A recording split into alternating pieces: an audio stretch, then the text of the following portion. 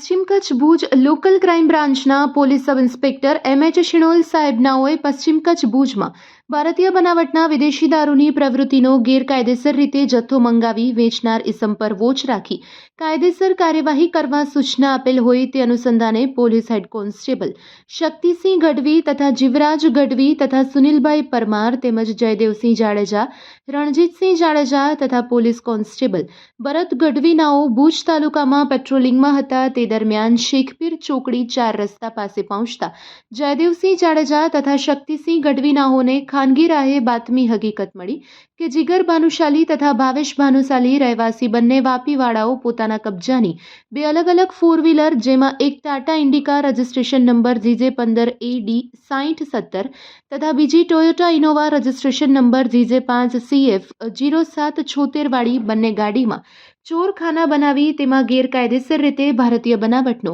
વિદેશી દારૂનો જથ્થો ભરી અને વાપીથી ભુજ તરફ આવી રહ્યા છે, જે આધારે તપાસ કરતા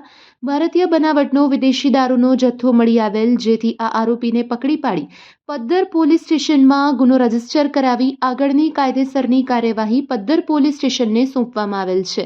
કબજે કરવામાં આવેલ મુદ્દામાલમાં ભારતીય બનાવટના વિદેશી દારૂની અલગ અલગ બ્રાન્ડની 138 તથા 180 mlના અલગ અલગ બ્રાન્ડના કુલ ક્વાટરિયા 798 કિંમત રૂપિયા 2,58,225, 4 એન્ડ્રોઇડ મોબાઈલ કિંમત રૂપિયા 20,000 અને 2 ફોર વ્હીલર કિંમત રૂપિયા 3 લાખ મળી 5,78,225 રૂપિયાનો મુદ્દામાલ કબજે કરવામાં આવ્યો છે. હાજર મળી આવેલ આરોપી જીગર પ્રવીણકુમાર ભાનુશાલી, ચેતન મંજીભાઈ ભાનુશાલી, ભાવેશ શંકરલાલ ભાનુશાલી અને ધર્મેશ નરેન્દ્રભાઈ પંચાલ છે અને તેમાંથી